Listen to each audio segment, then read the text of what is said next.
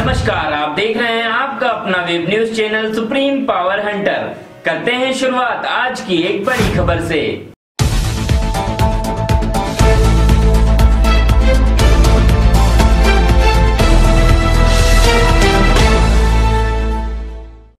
खबर मध्य प्रदेश के जबलपुर से विगत 20 मार्च को भेड़ाघाट निवासी भूपत पटेल द्वारा जहर का सेवन किए जाने के मामले को किसान की कर्ज माफी से जोड़कर सांसद राकेश सिंह द्वारा आदर्श आचार संहिता का उल्लंघन किया गया। दरअसल यह शिकायत कांग्रेस विधायक संजय यादव ने प्रदेश के मुख्य चुनाव अधिकारी को सौंपी है। शिकायत में उन्होंने बताया कि जहर का सेवन करने वाले भूपत पटेल ने नशे की हालत में जहर का सेवन किया। उक्त व्यक्ति के नाम पर ना ही कोई कृषि भूमि है, ना ही उसने कोई कर्ज लिया है। जहर खाने वाले व्यक्ति के पुत्रों के नाम पर जमीन है और उनकी कर्ज माफी की सूची उनके मोबाइल पर आ चुकी है।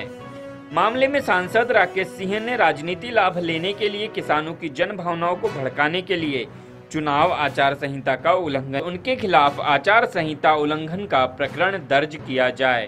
जबलपुर से supreme power Hunter news bureau की रिपोर्ट। टोटल झूठ बोला, किसानों की भावनाओं को भड़काने का प्रयास किया और जो चुनाव आयोग की आदर्श आचार संहिता है उस पर स्पष्ट उल्लेख है कि विद्यमान मतभेदों को बढ़ाए या घृणा की भावना उत्पन्न करे या तनाव पैदा करे। आरोपों पर जिनकी सत्यता स्थापित ना हुई हो या जोड़ तोड़ मरोड़ कई बातों पर आधारित हो, वो किसान, आप प्रशासन रिपोर्ट ले सकते हैं कि जिस समय किसान तो नहीं है वो, क्योंकि उनके नाम जमीन है। जिसके नाम जमीन नहीं है वो किसान कैसा है? पहली बात तो किसान नहीं, आपने उसको किसान बताने का प्रयास किया। दूसरी बात, किस हालत में उसने जहर का सेवन करने का प्रयास किया, बरगी बस स्टैंड पर किया, वो किस हालत में था, ये आप प्रशासन से रिपोर्ट ले सकते हैं। मैं आरोप नहीं लगा सकता जब तक प्रशासन आप सत्यता है, आपको प्रशासन से भी आरोप नहीं। पारिवारिक मामला क्या था उसके ऊपर, उसके बच्चों को ऊपर ऑटो का भी लोन है, उस शादी का भी कोई मामला आता है, लेकिन वहाँ प्रदेश अध्यक्ष पहुँचकर, अस्पताल पहुँचकर, वो अस्पताल जो भारतीय जनता पार्टी के विधायक, उस अस्पताल में जाकर वो लड़के से और स्वयं ये आरोप लगा देना कि वो किसान कर्ज माफी से परेशान था, जबकि वो किसान है ही नहीं। इसलिए चुनाव आचार संहिता के हिसाब से प्रदेश अध्यक्ष उस वर्तमान सांसद के ऊपर आदर्श आचार संहिता का मामला दर्ज हो। उन्होंने झूठ बोला, तोड़ मरोड़ बातें पेश की, ये स्पष्ट उल्लेख है। निर्वाचन आयोग से मैंने BL कांताराव जी को, हमारे बरगी ब्लॉक कांग्रेस के अध्यक्ष ने ज्ञापन दिया है। एक चीज, दूसरी चीज मैं राकेश सिंह जी से पूछना चाहता हूं कि उनको इन 15 वर्षों में किसान की याद नहीं आई, वो किसान की जो तेवर का है, चौकीताल का है, भड़पुरा का है, जिसकी हजारों एकड़ जमीन सीलिंग में है या ग्रीन बेल्ट में है, उस किसान की याद नहीं आती। उस व्यापारी की याद आ जाती है राकेश सिंह जी को, जिस व्यापारी ने वहाँ 200 एकड़ जमीन खरीदता है, उस पर प्लाटिंग करता है और उस जमीन, वो व्यापारी की जमीन आवासी भी हो जाती है, वहाँ सड़क भी बन जाती है, ग्रीन बेल्ट से भी छूट जाती है, लेकिन गरीब का दुख राकेश सिंह नहीं देखता। झूठ बोलने का काम सांसद राकेश सिंह करता है। इसके ऊपर आदर्श आचार संहिता के उल्लंघन का मामला दर्ज होना चाहिए। कहाँ की जमीन का मामला है, वो कौन व्यापारी हैं, का नाम बताओ। 3 लोग जो नाम बता रहे हैं, 3 लोग मुझे मालूम है, जहाँ तक एक श्याम सुहाने जी हैं और एक अनिल नंदवानी जी हैं, एक आदर्श अग्रवाल जी। ठीक, इन लोगों ने वहाँ काम वाम किया, कुछ इस्कॉन टेम्पल को भी दे दी और वहाँ सड़क भी बना दी गई। इसके पहले कभी जब सड़क नहीं थी वहाँ, भेड़ाघाट रोड इसलिए बनाई गई क्योंकि वहाँ राकेश सिंह के मित्र यार ने 200 एकड़ जमीन, आप पता कर सकते हैं वहाँ जाके कि श्याम सुहाने के नाम कितनी जमीन है, अनिल नंदवानी के नाम जमीन कितनी है, आदर्श अग्रवाल के नाम जमीन कितनी है, और आजू बाजू में जो पूरा तेवर ग्रीन बेल्ट है, किसान है। क्यों? वो किसी के पार्टनर नहीं हुए, किसी को उन्होंने पार्टनर नहीं बनाया। राकेश सिंह को उन किसानों की चिंता नहीं हुई। झूठे मामले में, व्यक्तिगत मामले में तोड़ मरोड़ कर जनभावना को भड़काने का काम सांसद महोदय ने किया।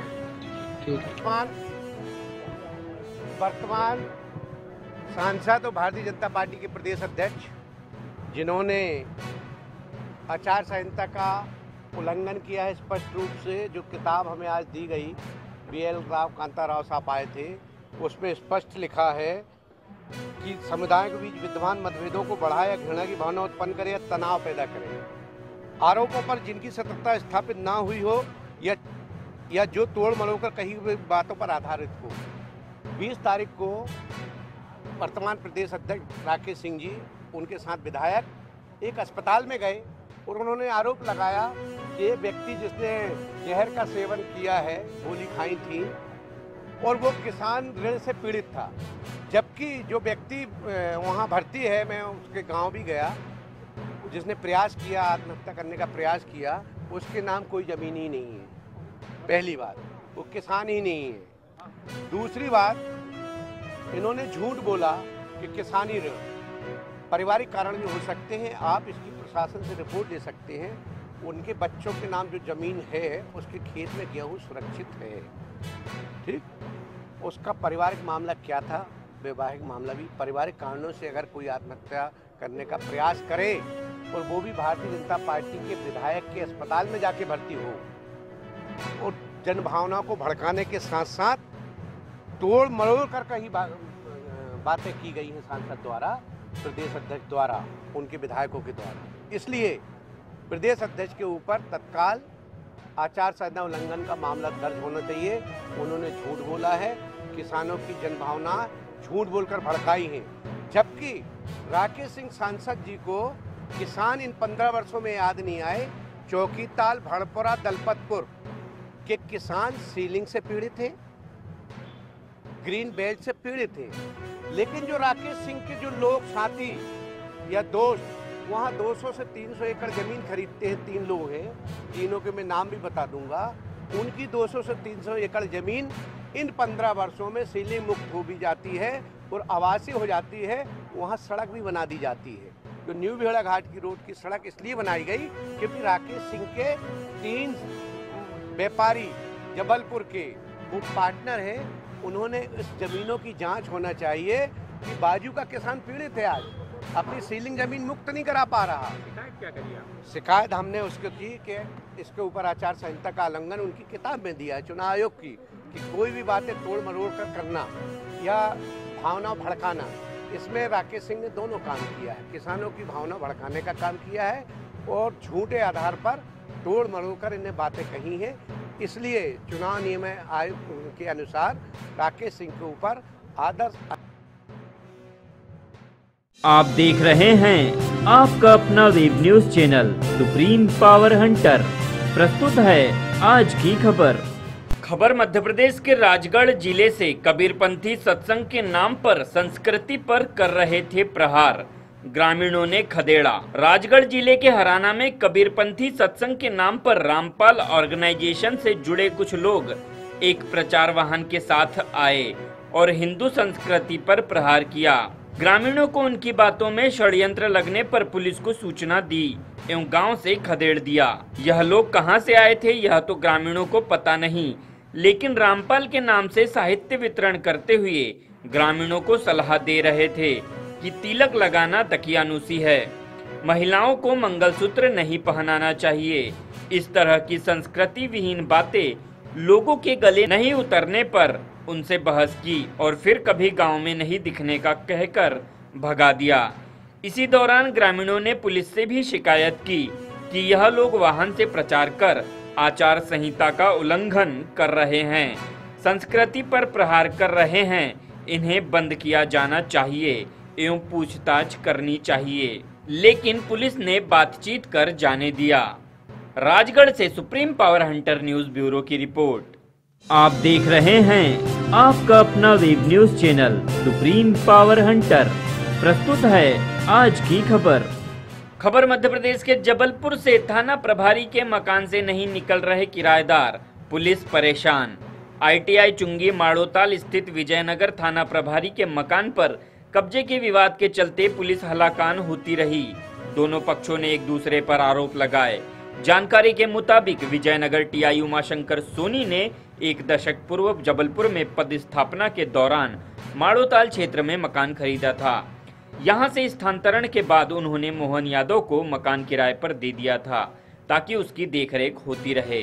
हाल ही में उज्जैन से स्थानांतरित होकर ITI सोनी ने और किराएदार को मकान खाली करने के लिए कहा। किराएदार बहानेबाजी करने लगा। बताया जाता है कि दोपहर में थाना प्रभारी पुलिस बल के साथ अपने मकान में पहुंचे और पत्नी समेत वहां रहने के लिए एक कमरा मांगा, लेकिन किराएदार एक कमरा भी देने को तैयार नहीं हुआ। काफी कहासुनी के बाद टीआई ने गेस्ट रूम में अपना सामान रखवा दिया।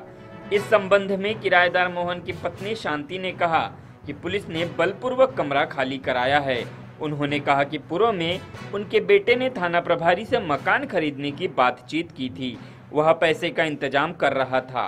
इसी बीच मकान का गेस्ट रूम कब्जे में ले लिया गया। जबलपुर से supreme power Hunter news bureau थे। मकान के बारे में तो हमसे ये लोग दोनों कोई बात नहीं करते थे। हमारे लड़के से बात हुई, पति से बात हुई, यही बात हुई कि आप मकान खरीद रहे हो तो भाई हमको पैसा दो। लड़के ने बोला हाँ हम खरीद रहे हैं, पैसा देंगे हम, लेकिन जरा हमारी बहन की शादी हो जाए फिर हम उसके बाद खरीद लेंगे मकान। ये सब तैयार हो गए कि हाँ हम ठीक है। और फिर उसके बाद वो आए, शादी के बाद 12 तारीख के बाद ही आ गए 14-15 को, कहने लगे अरे मकान खाली करो। हमने कब से बोला है, तो 4 साल से बोल रहे, 10 साल से बोल रहे मकान खाली करो। सारी बातें झूठ है। अब लड़के से क्या बोल दिया कि हम शादी के बाद, लड़के ने बोला शादी के बाद हम आपको पैसा दे देंगे और हम मकान ले लेंगे। ये तैयार हो गए। फिर बाद में आए शादी के बाद तो कहते हैं कि मकान खाली करो, नहीं सामान फेंकवा देंगे। अब 2-4 दिन में का सामान आदमी उठा के गली में रख लेगा क्या? मकान ढूंढने में टाइम नहीं लगेगा क्या है? और पूरा सड़क में पूरा देखिए, वहाँ पूरा हमारा घर का सामान हमारी बहू को इस रूम से निकाल दिया धक्के मार के। पुलिस वालों ने गाली दी और गुंडागर्दी की, हमें गाली दी, गंदी गालियां दी और लठ बरसाए हमारे पर। लेडीज पुलिस भी लेके आए थे, वो लेडीज पुलिस भी लठ बरसाई। तो हम अंदर चले गए और अंदर से दरवाजे लगा लिए हम लोग सबने। हम लोग नहीं निकले। अब आप आए हैं जब हम बाहर निकले हैं। कितनी पुलिस है? 20 पुलिस थी करीब। और वो 100 नंबर लगा रहे थे, हेल्प के लिए रहती ना पुलिस, वो फोन नहीं उठा रहे हैं। अब हम थाने जाते तो हम थाने इसलिए नहीं गए, इसके पहले कोई सूचना नहीं दी गई, कोई सूचना नहीं दी गई। इनने बोला था इनसे बात हुई थी, हमसे तो कोई बात नहीं हुई। हमसे तो ये लोग बात करना पसंद नहीं करते ना, हैं भाई, हम उनके लेवल के नहीं है ना, तो हम बात नहीं कर सकते थे। हमारे लड़के से बात होती थी, यही बात होती थी कि हम खरीदेंगे बेचेंगे, अब हमको इतना पैसा दे दो। कभी 20 लाख मांगे, कभी 25 लाख। नाम बता दें। शांति यादव हमारा है। सुनो, मकान हमारा है। इनके बेटा, छोटा बेटा मोनू करके है, वो किराए पे लेने आया था। तो हमने उस समय हम चरंगा थे तो दिया बत्ती जलती रही, इस माध्यम को दे दिया। अब चूंकि अरसा हो गया, उनसे बार फोन पे बात की। मैं उज्जैन जिले में था कि बार बात की फोन पे, अनेकों बार कि मकान खाली कर दो हमको। इनकी भाषा ये हो गई थी मकान हमने ले लिया है, पूरे मोहल्ले में शोहरत है, तब हम लोग देखे भाई ये अपना मकान गिरे। तब हम लोग इनको बोले बार इनके हस्बैंड बोले मोहन यादव जी को कि आप मकान खाली कर दिए, हमारा ट्रांसफर यहाँ हो गया है, हमको रहना चाहिए। अब विगत 15 दिन से हम होटल में यहाँ रुके हैं, श्याम सखी होटल में। और भाई होटल वाला कब तक 1-2 दिन ओबलाइज कर देगा, लेकिन 15 दिन हो गए होटल खाना खा रहे, तो मिसेज की तबीयत खराब है। तो इनको बीच में आके हमने बोला कि साहब अब तो बेटी की शादी हो गई है, आप मकान खाली कर दिए, एक गेस्ट रूम खाली कर दिए, कम से हम दोनों रहेंगे। तब आपको खन्ना हो तो समय ले लीजिए मकान। किसी जिम्मेदार ने हमसे बोला चलो जितना समय चाहिए ले लीजिए। हम गेस्ट रूम हमारा बना, 2 आदमी हम लोग हैं, पति पत्नी, बच्चे बाहर हैं, तो भी ये सुनने को तैयार नहीं, खाली करके दिया। अब बता ऐसी स्थिति में हम क्या करें? हमारा मकान, हम बाहर खड़े, ये यहाँ अंदर है, क्या किया जाए ऐसी स्थिति में? तो आपने थाने में सूचना दी, उनको बताया कि साहब इनको समझा दें, वो भी समझाने आते। लेकिन ये जो है क्या नाम इनके शांति बाई जी, इस कदर पेश आती हैं कि सुनने तैयार नहीं होती किसी से भी। इनके बेटे से बात हुई बीच में, जिम्मेदार है, बेटे से बात हुई, तो उस समय पैसे की हमको आवश्यकता थी, तो हम चलो भाई ये रह रहे हैं तो इनको दे दिया। लेकिन इनके द्वारा कोई ऐसा रिस्पॉन्स नहीं दिया गया कि हम इनको दें।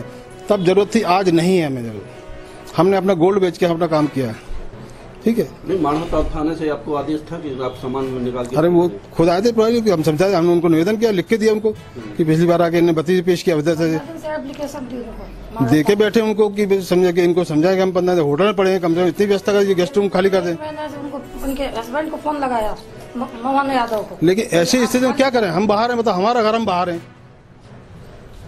होली आप होटल में मनाई, होली होटल में हम लोग। भगवान, चलो होटल में भगवान रखे। अभी चल के देखो, दिखा देते हैं आपको, भगवान होटल में रखे।